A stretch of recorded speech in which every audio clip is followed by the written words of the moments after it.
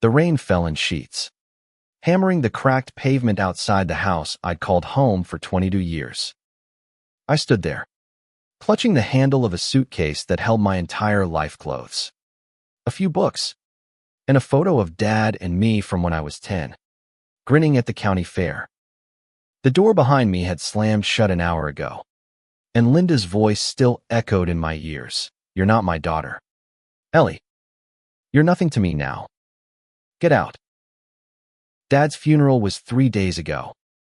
The flowers were still fresh on his grave, and the ache in my chest was raw, like a wound that wouldn't close. I'd barely had time to process his absence before Linda, his wife of 5 years, decided I was no longer welcome. She'd always been cold, her smiles thin and calculated, but I never imagined she'd cast me out like this. Not so soon. Not when the world already felt like it was crumbling beneath me. I dragged the suitcase down the street, the wheels catching on every pebble, each jolt a reminder of how quickly everything had unraveled. Dad's heart attack had come out of nowhere. A quiet dinner, a laugh, then a gasp, and he was gone before the paramedics could even try. I'd held his hand in the hospital, whispering promises I knew he couldn't hear. "I'll be okay, Dad. I'll make you proud." But now, standing in the rain, I wasn't so sure. The house was Dad's, bought long before Linda came into the picture. He'd always said it would be mine one day, a place to build my own life. But Linda had other plans. She'd waited until the will was read, her eyes glinting with something like triumph when the lawyer mentioned the estate was tied up in a trust. Dad had been meticulous, leaving most of his assets to me. But with a catch, the house and his savings wouldn't be fully mine until I turned 25. Until then, Linda had control as the executor, and she'd wasted no time wielding that power. "You're not family," she'd hissed, shoving a legal notice into my hands. "You have no right to stay here." The paper was a blur of words: eviction, temporary guardianship of estate, trust conditions, but the message was clear. She wanted me gone. I was an inconvenience, a reminder of the life Dad had before her. I found a cheap motel on the edge of town, the kind with flickering neon signs and stains on the carpet you didn't want to think about. The clerk barely looked up as I paid for a week with the last of my savings. My job at the library didn't pay much, and with college loans looming, I was already stretched thin. I sat on the sagging bed, staring at the photo of Dad and me. His smile was wide, his arms slung around my shoulders. I traced his face with my finger, willing the tears not to fall. "What do I do now, Dad?" The next morning, I called Grandpa. He was Dad's father, a man of few words but fierce love, living 2 hours away in a small cabin he'd built himself. At 78, he was still sharp, his mind a steel trap despite his age. When I told him what Linda had done, his voice crackled through the phone, low and furious. "She did what? Ellie, you stay put. I'm coming for you." Grandpa arrived by noon, his old pickup truck rattling into the motel parking lot. He hugged me so tight I thought my ribs might crack, his flannel shirt smelling of pine and tobacco. "You're not alone," he said, his voice gruff but steady. "We're gonna fix this." He drove me to his cabin, a cozy place nestled in the woods, where the air smelled of cedar and the world felt a little less cruel. Over coffee, he laid out a plan. "Your dad's will is airtight, but Linda's playing dirty. She's banking on you being too young, too broke, to fight back. But she doesn't know who she's dealing with." His eyes twinkled with a fire I hadn't seen in years. "We're taking her to court." I hesitated. Court sounded expensive, intimidating. I was just a kid in so many ways, barely out of college, still figuring out who I was without Dad. But Grandpa's confidence was contagious. He'd already called a lawyer friend, someone who owed him a favor from years back. "We'll start with an injunction," he said. "Stop her from selling the house or touching the trust. Then we dig into what she's hiding." Hiding. The word stuck with me. Linda had always been secretive, squirreling away papers, locking drawers when she thought I wasn't looking. Dad had laughed it off, saying she was just organized. But now, I wondered, what was she so desperate to keep from me? That night, I lay awake in Grandpa's guest room, listening to the crickets outside. The weight of the last few days pressed down on Medad's death, Linda's betrayal, the uncertainty of what came next. But beneath it all, a spark of defiance flickered. Linda thought she could erase me from Dad's life. But she was wrong. I was his daughter, his legacy, and I wasn't going down without a fight. The lawyer's office smelled of leather and old books, a stark contrast to the damp chill of the motel I'd left behind. Mr. Hargrove, Grandpa's friend, was a wiry man in his 60s with a handshake that could crush bones. He spread a stack of papers across his desk, his glasses perched on the edge of his nose. "Your father's will is solid, Ellie," he said, tapping a page. "But Linda's got a head start. She's already filed to liquidate assets, claiming it's for estate maintenance." "Maintenance?" I echoed, my voice sharp. "She kicked me out. What's she maintaining?"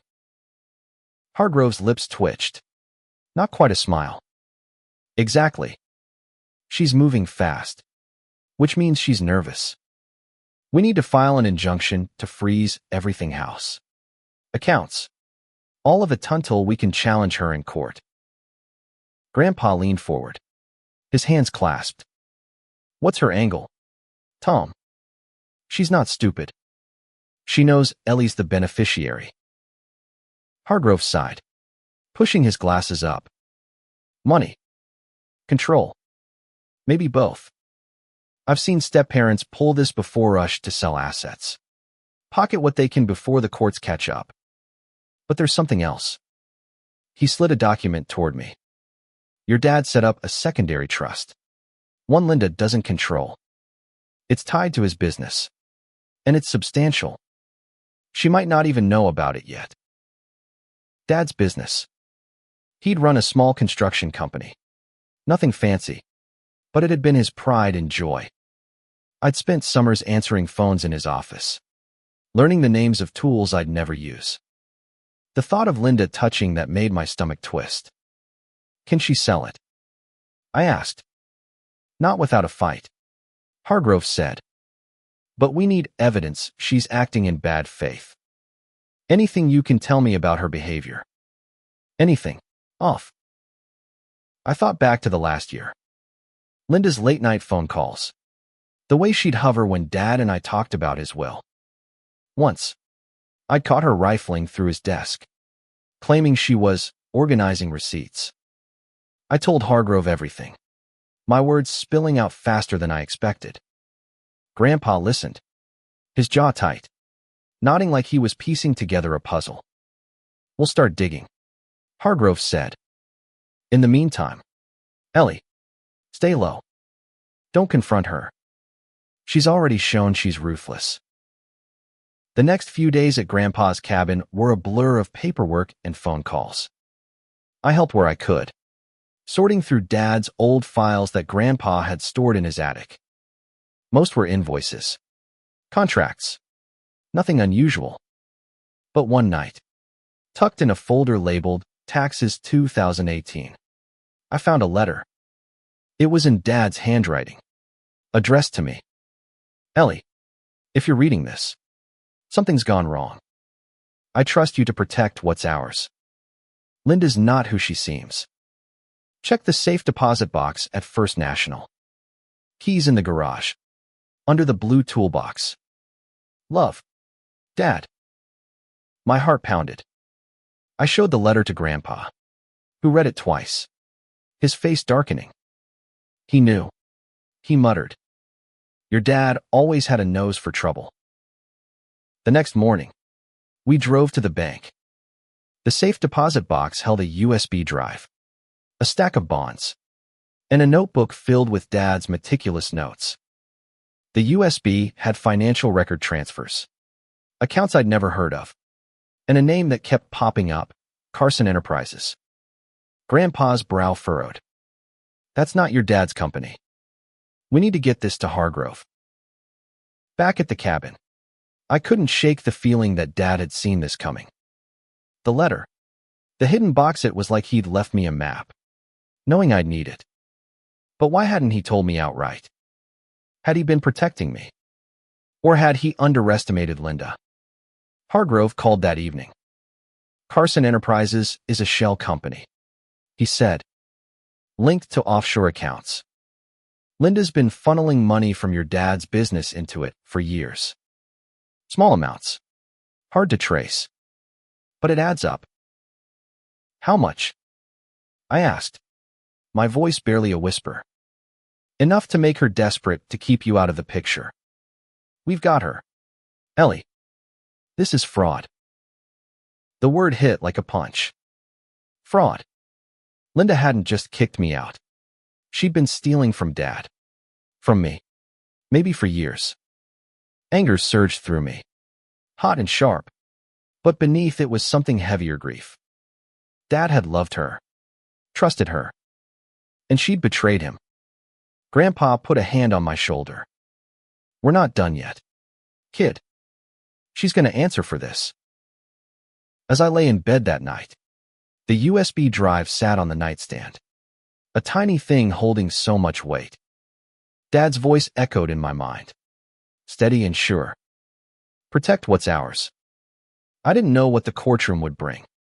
But for the first time since the funeral, I felt like I was fighting for something bigger than myself. For Dad. For the truth.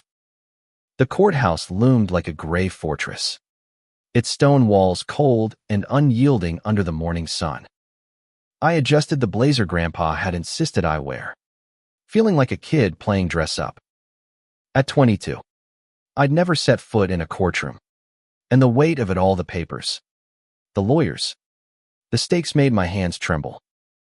Grandpa walked beside me, his cane tapping a steady rhythm, his face set like he was heading into battle. Chin up. Ellie, he said. Today's about showing her we're not backing down. Hargrove met us inside, his briefcase stuffed with files. He'd spent the last week building a case, using the USB drive's records to trace Linda's transactions. The evidence was damning. Thousands siphoned from Dad's business into Carson Enterprises, a company that existed only on paper.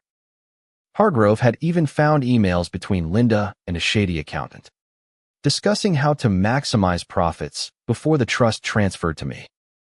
It was calculated, cold, and it made my skin crawl. Linda was already there when we entered the courtroom, sitting ramrod straight in a tailored suit, her blonde hair pulled into a tight bun. She didn't look at me, but I felt her presence like a storm cloud. The judge, a woman with sharp eyes and a no-nonsense demeanor, called the session to order. Hargrove presented our case. The eviction was illegal. The trust was being mismanaged, and Linda's actions constituted fraud. He laid out the financial records, the emails, the letter from Dad. Each piece felt like a brick in a wall we were building against her. Linda's lawyer, a slick man with a permanent smirk, countered with a story that twisted my stomach. He claimed I was a troubled young woman, resentful of Linda's role in Dad's life, trying to sabotage her out of spite. He even had the nerve to suggest I'd forged the letter. I gripped the edge of my seat, my nails digging into the wood. Grandpa's hand found mine, steadying me. Let him talk, he whispered. He's grasping. The judge listened, her face unreadable. When it was my turn to speak, my throat felt tight, like the words were stuck behind a dam. Hargrove had coached me, stick to the facts. Don't get emotional. But when I stood, The weight of Dad's absence hit me all over again. My dad loved that house, I said, my voice shaking. He loved his business. He worked his whole life to build something for me. Linda took that from me 3 days after we buried him. She didn't just kick me out. She's been stealing from him for years. I just want what's mine. What he wanted for me. The courtroom was silent. I sat down, my face burning, unsure if I'd said too much or not enough. Grandpa squeezed my hand, his eyes proud. Linda's lawyer tried to trip me up on cross-examination, asking about my relationship with Dad, implying I'd been distant. I answered calmly, but inside, I was screaming. Distant. I'd been Dad's shadow, his confidant. Linda was the outsider, not me. The hearing stretched into the afternoon, with Hargrove presenting more evidence, bank statements, timestamps on the USB files. Even a witness, a former employee of Dad's who'd seen Linda shredding documents after hours. The judge granted our injunction, freezing the estate until a full trial could be scheduled. It was a small victory, but it felt like a lifeline. Outside, Linda finally looked at me. Her eyes were cold, but there was something new in them, fear. She knew we had her cornered. You think you've won, she said, her voice low. You're just a kid. You don't know what you're up against. Grandpa stepped between us, his voice like gravel. She's not alone. You'd do well to remember that. We drove back to the cabin in silence, the weight of the day settling over us. That night, I sat with Grandpa on the porch, the stars bright above the trees. You did good today, he said, lighting his pipe. Your dad would be proud. I swallowed hard, the ache in my chest softening just a fraction. What if she fights dirty? What if we lose? Grandpa puffed on his pipe, the smoke curling into the night. She can try, but we've got the truth on our side. And your dad's spirit. That's more than she'll ever have. I nodded, clutching the photo of Dad and me. The courtroom was just the beginning. Linda had underestimated me, but I was starting to realize something. I was stronger than I thought. For Dad, for Grandpa, for myself, I'd keep fighting, no matter what came next. The weeks leading up to the trial were a grind. Hargrove's office became a second home, stacks of documents growing taller with each visit. We uncovered more about Carson Enterprises. It wasn't just a shell company, but part of a network linked to a shady real estate developer. Linda had been siphoning funds to finance a condo project, one she stood to profit from if she could liquidate Dad's assets before I turned 25. The audacity of it left me breathless. Been planning this while Dad was still alive, smiling at him over dinner, playing the devoted wife. I threw myself into the fight, partly to keep the grief at bay. Nights were the hardest, when the silence of Grandpa's cabin let my thoughts spiral. I'd see Dad's face, hear his laugh, and then Linda's voice would creep in, sharp and cruel. You're nothing to me. I started volunteering at a local shelter to fill the hours, helping elderly folks with meals and errands. Their stories of loss, resilience, love reminded me why I was fighting. Dad had taught me to stand up for what mattered, and I wasn't about to let Linda steal his legacy. Grandpa was my rock, but I could see the toll this took on him. His hands shook more than they used to, and he tired faster. One evening, as we sorted through another box of Dad's files, he paused, his eyes distant. Your dad was my best friend, he said softly. Losing him, it's like losing a piece of myself. But you, Eli, his heart walking around. Don't ever forget that. His words carried me through the sleepless nights, the endless legal jargon, the gnawing fear that Linda might outmaneuver us. Hargrove found more witnesses, a banker who'd flagged suspicious transfers, a contractor who'd overheard Linda bragging about new opportunities. Each piece tightened the noose around her. But I couldn't shake the feeling that she had an ace up her sleeve. The trial date arrived. Crisp and clear. The kind of autumn day Dad would have loved. The courtroom was packed neighbors. Old friends of Dad's. Even a few of Linda's colleagues who looked uncomfortable in their seats. Linda sat at the defense table, her face a mask of composure. But her hands betrayed her, fidgeting with a pen. I wondered what she was thinking. Did she regret anything? Or was she too far gone to care? Hargrove opened with a blistering argument, laying out Linda's scheme in meticulous detail. The judge, the same sharp-eyed woman from the injunction hearing, listened intently as he presented the USB records, the emails, the witness testimonies. Linda's lawyer tried to poke holes, claiming the evidence was circumstantial. But Hargrove was relentless.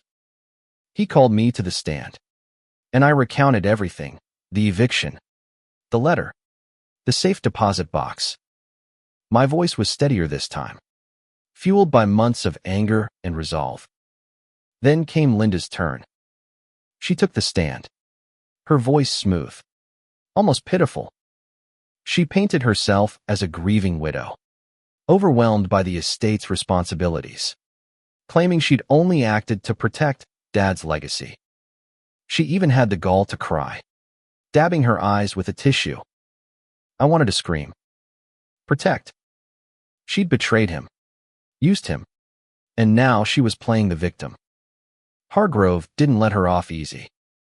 He grilled her on the Carson Enterprises transfers, the hidden accounts, the shredded documents. Her answers grew vague, her composure cracking. I didn't know, she kept saying. But the judge's frown deepened with each repetition. By the time Hargrove was done, the courtroom buzzed with whispers. Linda looked smaller, like a balloon slowly deflating. That night, back at the cabin, Grandpa poured us each a glass of whiskey, his celebratory reserve. He called it. "We've got her on the ropes," he said, raising his glass. "But don't get cocky. She's cornered. And cornered animals fight dirty." He was right. The next day, Linda's lawyer dropped a bombshell, a new document, supposedly signed by Dad, giving Linda full control of the estate. My heart sank. It looked real as signature, his notary's stamp. Hargrove's face tightened, but he didn't flinch. "We'll need time to verify this," he told the judge, who granted a recess. Back at Hargrove's office, we scrambled. The document was a problem, but something about it felt off. The notary's name was unfamiliar, and the date was just weeks before Dad's death. "He was sick then," I said, my voice shaking. "He could barely sign his name. There's no way he did this willingly." Grandpa's eyes narrowed. "She's playing her last card. We just need to prove it's a fake." As we dug deeper, I clung to Dad's letter.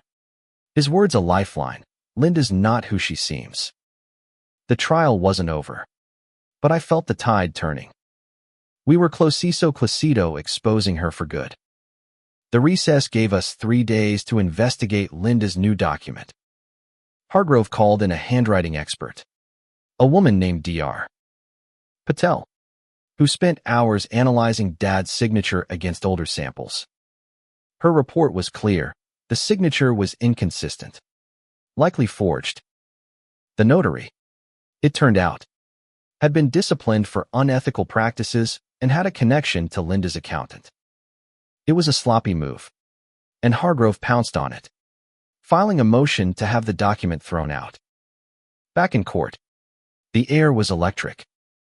Linda's lawyer looked rattled, his earlier smirk gone. Hargrove presented Dr. Patel's findings, along with testimony from the banker who'd flagged Linda's transfers. The notary himself took the stand, stumbling through excuses before admitting he'd expedited the process for a fee. The judge's expression was stone.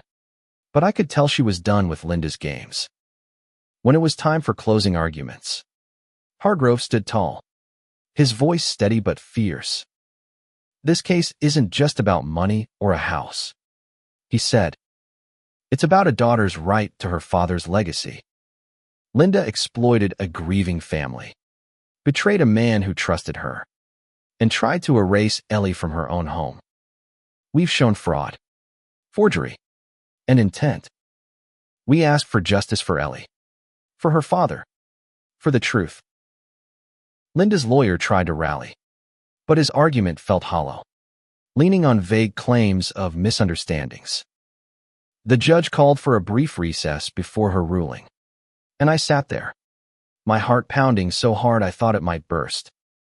Grandpa leaned close, his voice low. "Whatever happens, you fought like hell. That's what matters." The judge returned, her voice cutting through the room. "The evidence is overwhelming. Linda Carson acted with intent to defraud, violating her fiduciary duty as executor. The court rules in favor of Ellie Thompson. The trust and estate are to be transferred to her immediately. And Ms. Carson is ordered to repay all misappropriated funds. Criminal charges may follow pending further investigation." The gavel fell, and the room erupted in murmurs. I turned to Grandpa, tears streaming down my face. He pulled me into a hug, his own eyes wet. "We did it, kid," he whispered. "We did it." But the victory felt bittersweet. As we left the courtroom, I saw Linda, alone, her shoulders slumped.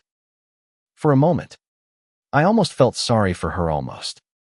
Then I remembered Dad's letter. The rain-soaked night she threw me out. The years she'd spent scheming. She'd made her choices. The next week was a whirlwind. I moved back into Dad's house now. The familiar creak of the floorboards, the smell of his old books, brought him back in a way that both hurt and healed. I found more of his notes tucked in drawers, little reminders of the man he'd been. One read, "Ellie, always fight for what's right, even when it's hard." I taped it to my mirror, a daily reminder. Grandpa stayed with me for a while, helping me sort through the mess Linda left behind. The business was in better shape than I'd feared, and with Hargrove's help, I started learning how to manage it. The shelter where I'd volunteered offered me a part-time job, and I found myself drawn to their work, to the stories of people who'd faced loss and kept going. It gave me purpose, a way to honor Dad's memory. One evening, as Grandpa and I sat on the porch, he handed me a small box.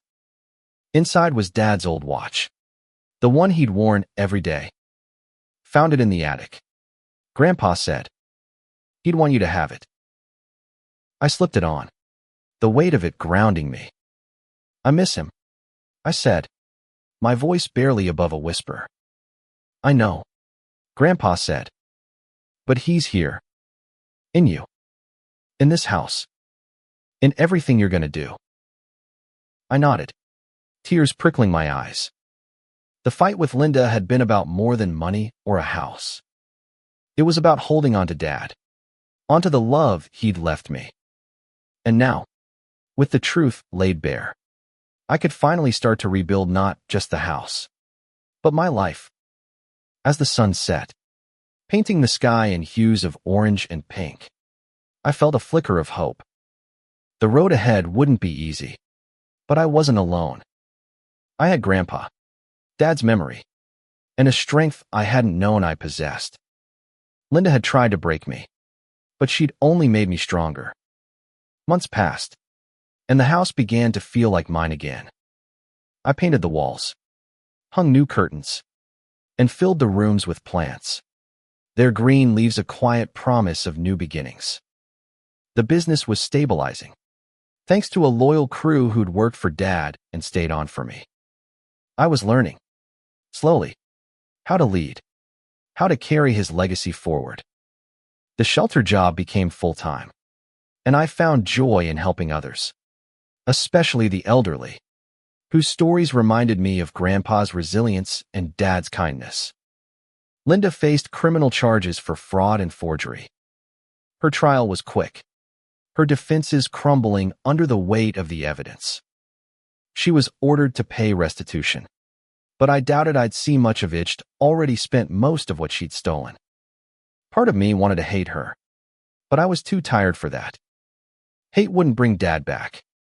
It wouldn't undo the nights I'd spent in that motel, wondering if I'd lose everything. Instead, I focused on rebuilding, on living the life Dad had wanted for me. Grandpa visited often, his truck rattling up the driveway like a familiar song. We'd sit on the porch, sharing stories about Dad's terrible puns, his stubborn streak, the way he'd light up when he talked about me.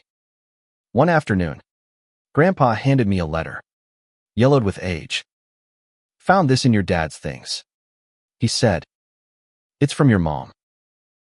Mom had died when I was 3, a car accident that left Dad shattered.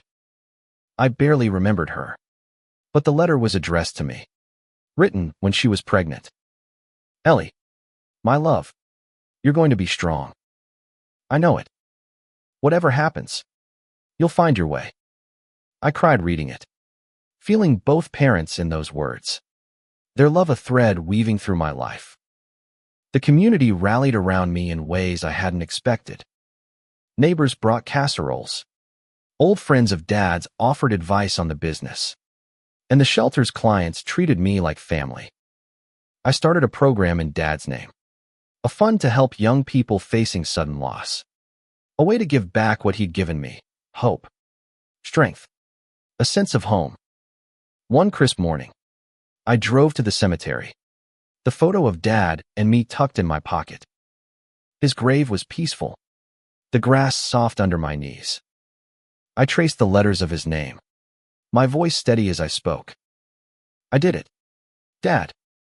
I fought for what's ours. I hope I'm making you proud." A breeze rustled the trees, and for a moment, I swore I felt him there, his hand on my shoulder, his smile wide. I didn't need to hear his voice to know what he'd say: "You're my girl. Ellie. Keep going." Back home, I found Grandpa waiting, a thermos of coffee in hand. "Thought we could take a drive," he said. "Check on that cabin of mine. Maybe fix it up for you to visit." I smiled, the ache in my chest softer now, less like a wound and more like a memory. "Sounds perfect." As we drove, the road stretching wide before us, I realized something. This fight had changed me. It wasn't just about winning or losing, about a house or money. It was about discovering who I was: Dad's daughter, Mom's legacy, Grandpa's fighter. Linda had tried to take everything, but she'd given me something instead: the chance to see my own strength, to build a life rooted in love and truth. The sun dipped low, casting golden light over the hills. I glanced at Grandpa, his hands steady on the wheel, and felt a quiet certainty settle in my bones. This was my story now, and I was ready to write the next chapter.